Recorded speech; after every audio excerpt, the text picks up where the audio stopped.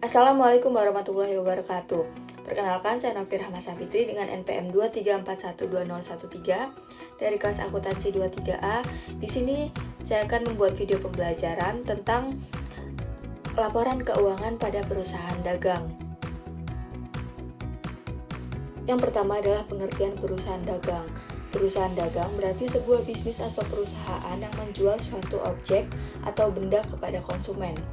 Berarti apa yang dijual oleh para pelaku usaha dagang ini mempunyai wujud dan fisik.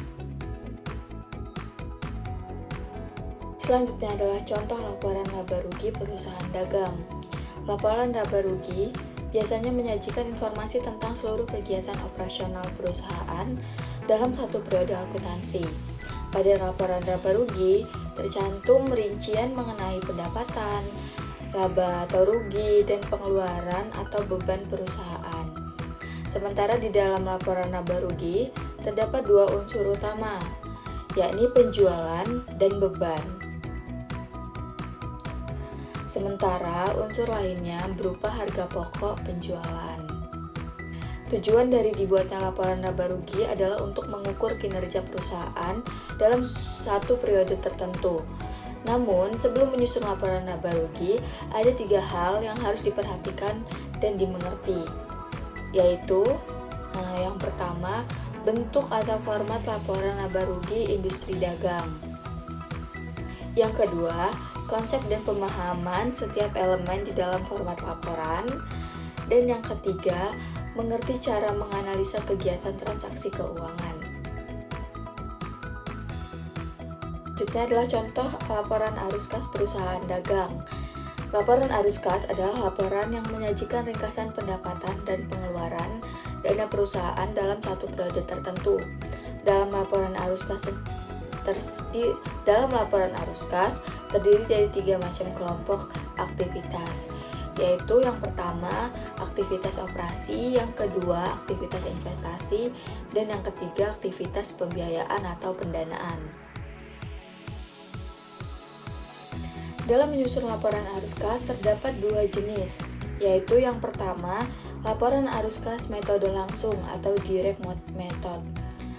Laporan arus kas metode langsung adalah cara dalam menyusun laporan arus kas dengan menghitung langsung arus kas dari komponen aktivitas operasi sesuai catatan pendapatan dan pengeluaran perusahaan. Di bawah ini adalah contoh laporan arus kas metode langsung dari industri perdagangan. Yang kedua adalah laporan arus kas metode tidak langsung atau indirect method. Metode yang satu ini merupakan cara menyusun laporan arus kas berdasarkan aktivitas operasi perusahaan yang dihitung dari laporan laba rugi setelah dilakukan penyesuaian terhadap penyusutan dan amortisasi. Membuat laporan arus kas metode langsung, data yang dipakai bersumber dari laporan neraca periode sebelumnya, neraca tahun berjalan, dan laporan laba rugi. Penutup atau closing interest adalah jurnal yang digunakan untuk menutup akun pada buku besar. Akun-akun ini adalah akun nominal, akun perantara, contohnya ikhtisar laba rugi dan harga pokok penjualan, dan akun pembantu modal, seperti prive. Pada akhir periode akuntansi, buku besar perusahaan terdiri dari akun real dan akun nominal. Jurnal pembalik adalah jurnal yang dibuat untuk melakukan penyesuaian kembali atas beberapa jurnal penyesuaian yang sudah dibuat pada akhir tahun atau periode akuntansi sebelumnya. Tujuan dari jurnal pembalik ialah untuk memudahkan pencatatan transaksi pada awal periode berikutnya. Pembuatan jurnal pembalik tidak mengubah jumlah yang dicatat dalam laporan keuangan. Sekian video yang dapat saya sampaikan. Saya ucapkan terima kasih. Wassalamualaikum warahmatullahi wabarakatuh.